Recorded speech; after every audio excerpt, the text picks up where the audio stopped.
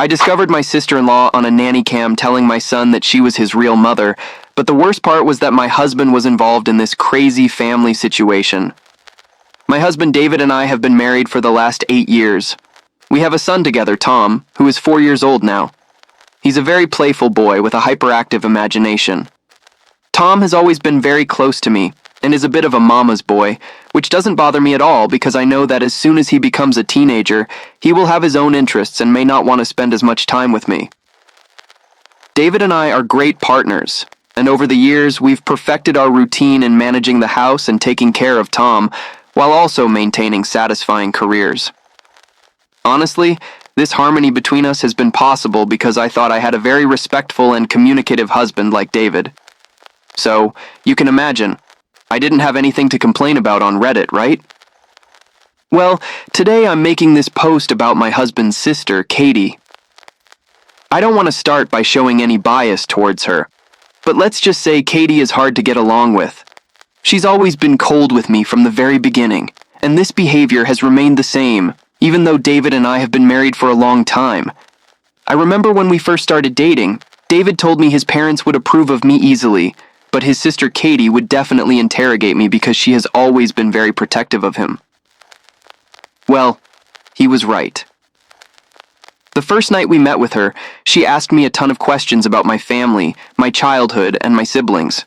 No matter what I answered, she seemed unimpressed and kept her nose up the whole time. She also brought up David's ex-girlfriends in the middle of our conversation and compared me to them as if it were the most normal thing in the world.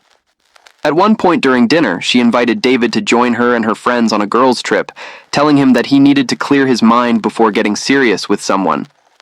This comment made me feel extremely uncomfortable, and I was visibly upset, which David noticed and politely asked his sister to calm down. Now, this is something that sometimes bothers me about my husband. Although he stands up to his sister, he's not really firm with his boundaries because of his affection for her. I guess this makes her think she can keep pushing the issue because she's the older sister, and according to her, only she has his best interests at heart. Since that first dinner date, I was convinced that Katie and I didn't get along. It hurt a bit, but I wasn't going to try to convince someone to love and accept me if they had already made up their mind. Despite this incident, I was always polite with her whenever we crossed paths, but she never made it easy for me. One particular incident that comes to mind is David's grandparents' anniversary party. They had invited the whole family, and I was invited as David's guest since we had been dating for a year. During the party, family members came up to me to start conversations, and honestly, I loved how relaxed and friendly his family was. The only person who didn't say a word to me, or even greet me, was Katie. I noticed this and kept my distance from her as much as possible. At one point, his grandparents asked everyone to gather for a group photo. As we were gathering, Katie pointed at me loudly and told me to leave the photo. David looked at her with raised eyebrows while Katie kept saying that maybe he would break up with me in the future and that she didn't want one of her brother's bimbos in the photo. My face turned red with embarrassment as everyone looked uncomfortable. David tried to argue, but Katie kept talking over him, saying that I was just a stranger and shouldn't even have come to this event. I had heard enough and felt completely humiliated. David had attended many of my family events and none of my relatives had treated him this way. I apologized and went back home to get the car keys.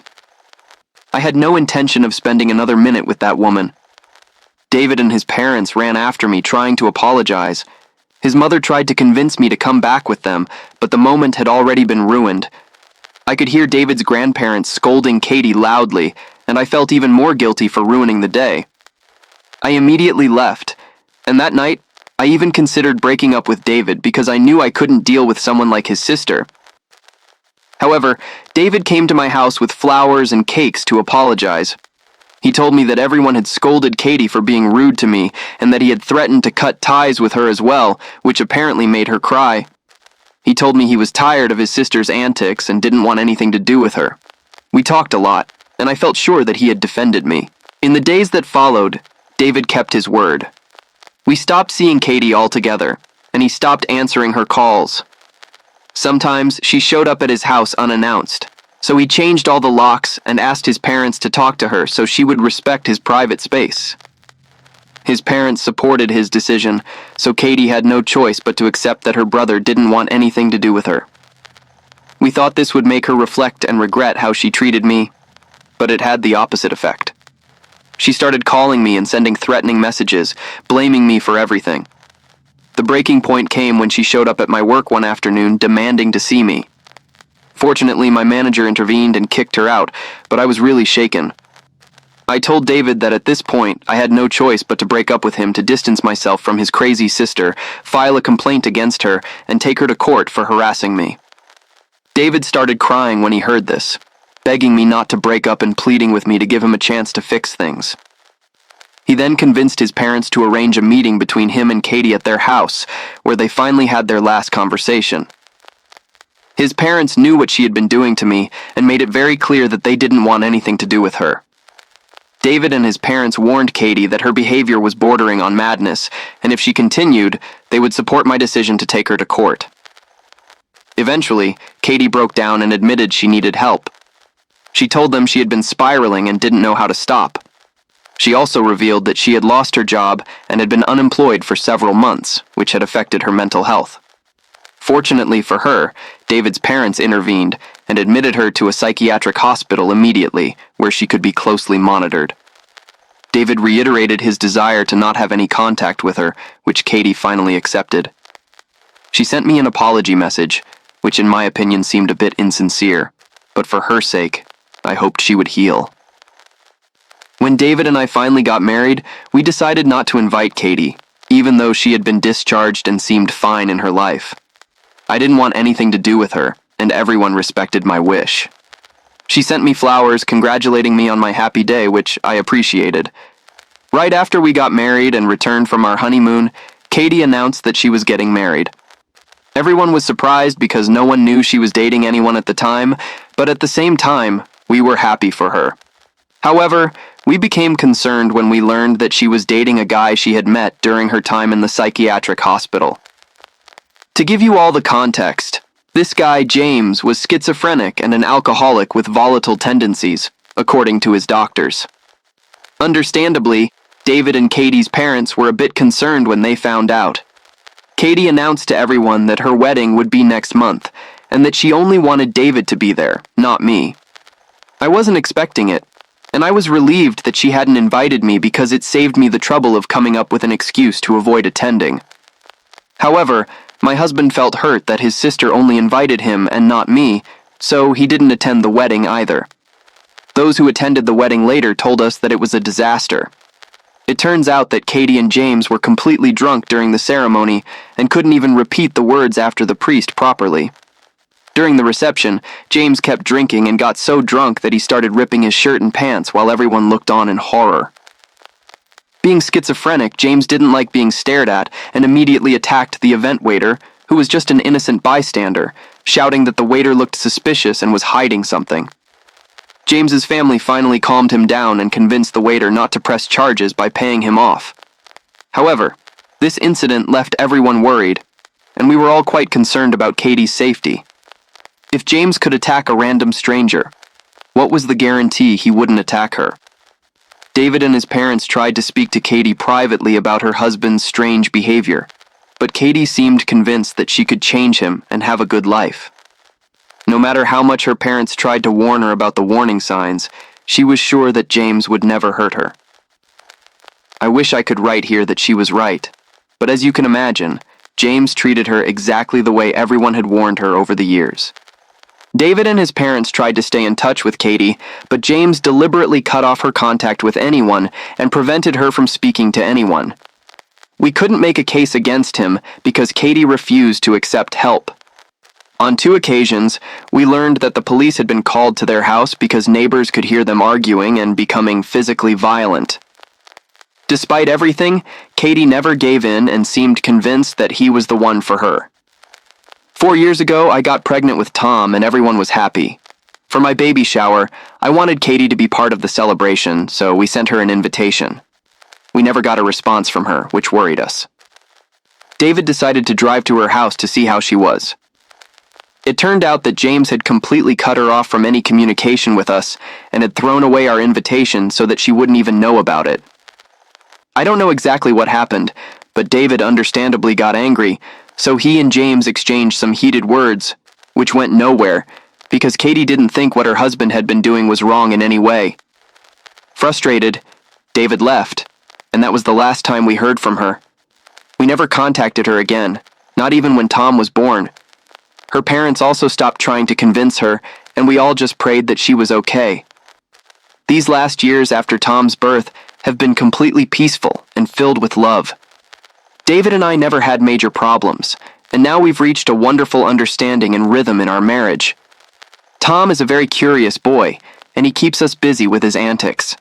David's parents visit us every weekend, so they can take care of Tom for a few hours, while David and I have our weekly date. This gives us some free time, while the grandparents spend quality time with Tom. Everything seemed to be going well until 8 months ago when Katie showed up at our door, all dirty and disheveled. Her feet were filthy, and she had no shoes. We immediately let her in, and I ran to get her a blanket since she looked like she was shivering. We hadn't seen her in years, so we didn't know what to say. David kept stroking her hair and asking if she was okay. She seemed numb and wasn't looking at anything in particular. Finally, she revealed that she had just had a miscarriage. We sat there in shock as she continued telling us how she had gotten pregnant a month ago and thought James would be happy for her. At first he was, but as the weeks passed, he became more and more suspicious that the baby would drive her away from him and that she wouldn't love him the same. They fought a lot, and he threatened to mix rat poison into her food so she would lose the baby. Katie told us that she woke up that day feeling ill and, when she went to the doctor, she found out she had lost the baby. She felt so sick and numb that she couldn't get into the car and drive back home, so she decided to just walk. Somehow, her brain led her to our house. But I suppose she must have walked at least 20 blocks or more, barefoot, and she didn't remember why she had no shoes. I felt very sorry for her and immediately hugged her. It took her a moment to register the hug, but when she did, she returned it. We sat there for 5 whole minutes while Katie slowly cried in my arms. We knew at that moment that this was her way of asking for help. David seemed ready to confront James directly, but I convinced him to call the police and notify her parents, who would be better equipped to handle the situation. Her parents were incredibly grateful to have their daughter back and assured her they would support her no matter what. When the police took her statement, they were as shocked as we were by the multiple abuses Katie had endured in her marriage until that point and had kept silent about. James was immediately arrested, despite his protests and threats. He kept denying it until the end, claiming he had nothing to do with her miscarriage. However, according to Katie's statement, she had indeed been poisoned by him, which led to the loss of her baby. In summary, due to James's mental issues and his incompetence to stand trial, the judge sent him to a psychiatric facility for treatment indefinitely. This decision was obviously frustrating, but we were also thankful to have Katie back, safe and healthy. I have to clarify that all my previous feelings of animosity towards her had disappeared at this point. As a woman, I felt bad for her and wanted nothing more than to forget our past and move forward. I wished nothing but for Katie to heal. After this terrible experience, she also seemed calm around me and was no longer mean to me. When we felt she was ready, we introduced her to Tom, as we thought this would help her recover faster. She quickly grew close to Tom, which didn't bother us. I suppose this should have been my first red flag. Over the weeks, she found ways to spend more time with my son, showing up unexpectedly at our house without calling first. She was living with David's parents, so she could easily drive to our house. She insisted on bathing Tom and reading him bedtime stories, which at first seemed like a kind gesture. However, her increasing presence began to feel a bit strange. It reached the point where Katie was coming almost every day without notice and always found a reason to stay longer than necessary. She brought toys and gifts for Tom, always trying to get involved in his daily routines.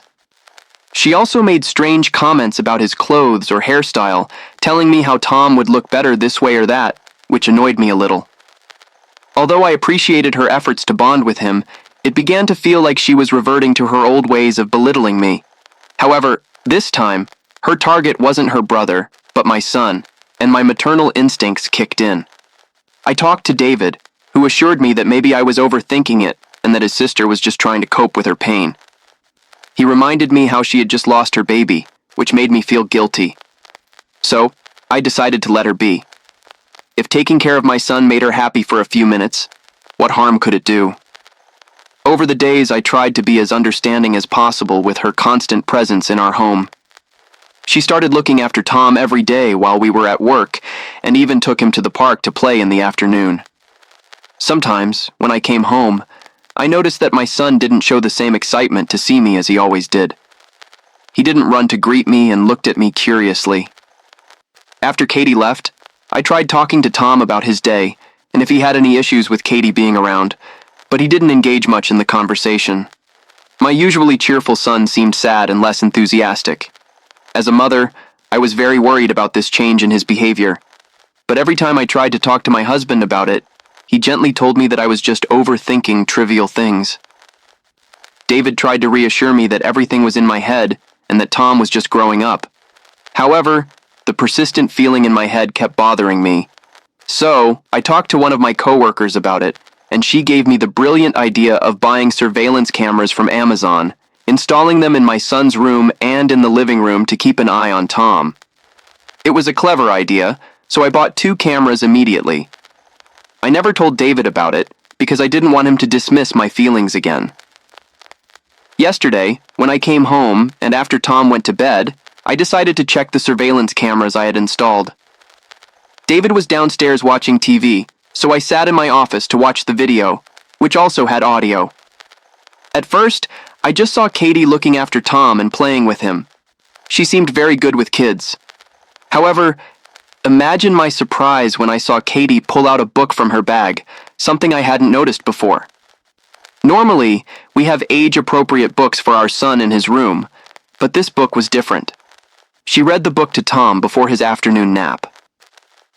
As I listened to the story, I realized it was about adoption and how sometimes a mother gives her child to another mother to take care of.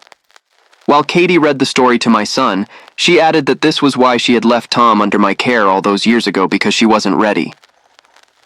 Then my eyes opened in horror when she continued telling my son that she would always be his real mother and that no one could love him more than she did. She kissed his forehead and let him sleep. My hands were shaking with anger as I finally understood the garbage she had been feeding my son for who knows how long, which had clearly made him act strangely toward me. This poor child must have been terribly confused and simply didn't know what to believe. I was ready to rush downstairs and tell my husband never to let his sister into our house again, but something stopped me.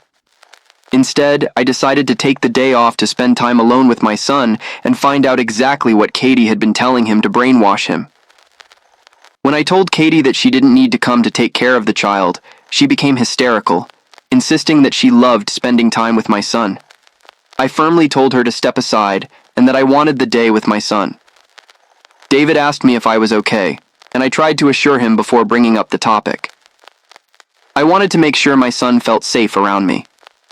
When I started asking him about what he and his aunt had been talking about, he became a bit quiet. I promised Tom that he wasn't in trouble in any way, and that I just wanted him to know he could talk to me about anything. It was then that my son revealed the truth.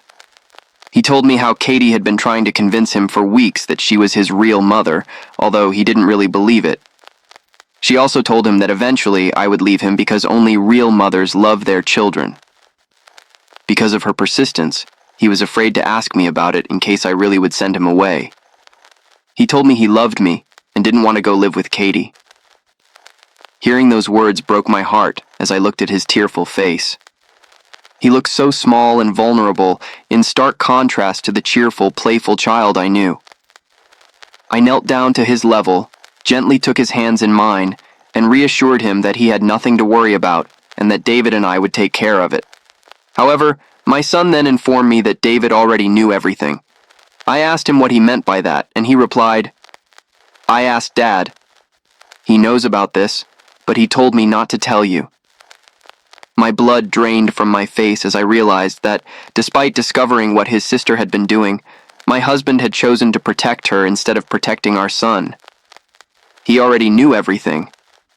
I couldn't allow my son to be around these people. I didn't want my son to be confused and scared about his own mother. I am his mother, and it was my duty to protect him from this. I quickly drove home and we packed our bags. I told my parents I was going to stay at their house, and that if David asked, we would tell him I missed them and wanted to spend time with them. Fortunately, my parents are very understanding, so they didn't hesitate to say yes. As I write this, I have already talked to my parents about everything, and they are just as shocked as I am by what Katie has been telling my son.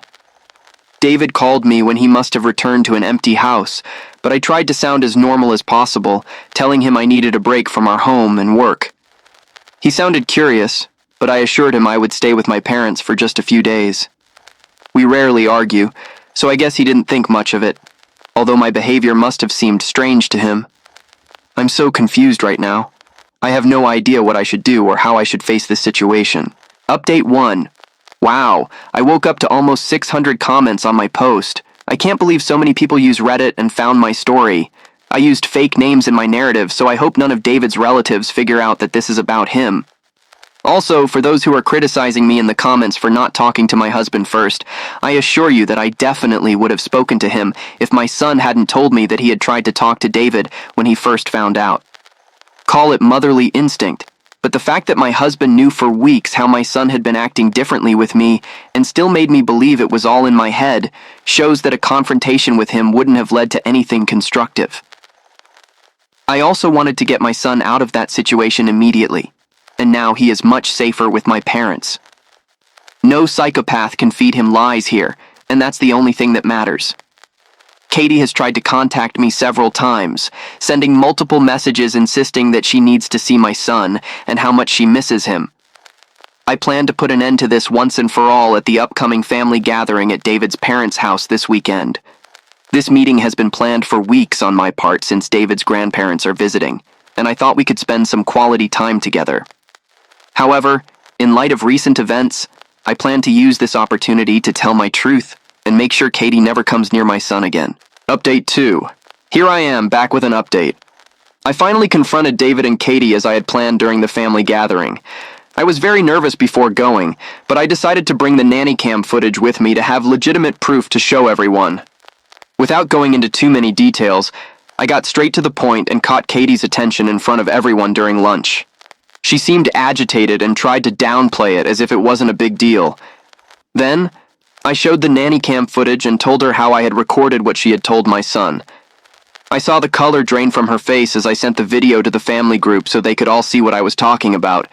Her parents were horrified watching her try to convince my son that she was his real mom. After this, I confronted David and told him how he had failed to protect our son.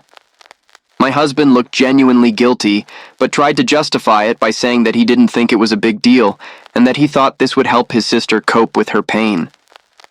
He felt torn between supporting his sister's recovery and telling me, but in the end, he chose to stay silent. I informed him that because of his actions, I no longer trusted him and couldn't allow my son to be near him or his family ever again. For the first time in a long time, I saw my husband break down in tears, but I didn't retract my decision. I told him I couldn't allow my son to grow up in a family where his father refused to defend him just to protect his mentally ill sister.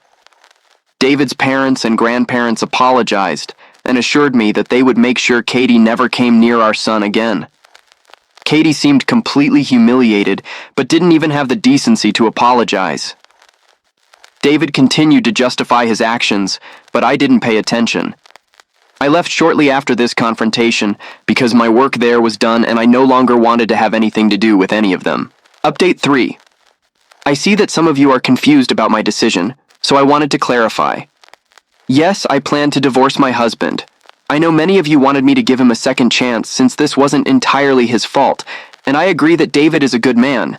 However, being a good man doesn't automatically make him a good father. The fact that my son and I have never had major problems doesn't mean he's been a good father to Tom. He should have stopped this from the beginning when our son came to him with doubts instead of spending weeks trying to cover it up and manipulate me. Both my son and I can no longer trust him. I accepted Katie back into my life with open arms after everything that happened because, as a woman, I felt pity for her. But in the end, she proved exactly why I never liked her in the first place. I understand that the abuse Katie suffered was extremely traumatic for her, but that doesn't mean our son should have to pay for it. She was an adult woman who clearly had mental issues from the start, but we thought she had improved. What really surprised me was my husband. The fact that he chose his sister's mental well-being over our son shows why he should never be near Tom. He was always such a supportive husband that I thought I could trust him, but since what happened with Katie, it's clear he wanted to protect her more than us. I promise that from now on I will protect my son no matter what. I'm confident I can get full custody of my son if I expose their family's story during the custody battle. Update 4. As quite a bit of time has passed and my divorce is final, I decided it was a good time for an update. First of all, I'm officially divorced from David and have obtained full custody because the judge saw that he wasn't a good father to Tom. What he did was wrong on many levels and questionable from any point of view, especially by backing his sister's behavior with our son. It was very disturbing. He will be able to see him, but only under supervision, as he can't be alone with him. As for his sister, his parents tried to make her see reason again because they didn't want to have her institutionalized again. But unfortunately, that wasn't possible, because she definitely needed professional help. It must be horrible as a parent to go through something like this, and I understand that they didn't want to go through it a second time, but I guess it's for the best for everyone. So that's all for now. With my ex-brother-in-law in treatment and my husband without custody, I can now focus on taking care of my son and moving on with my life peacefully.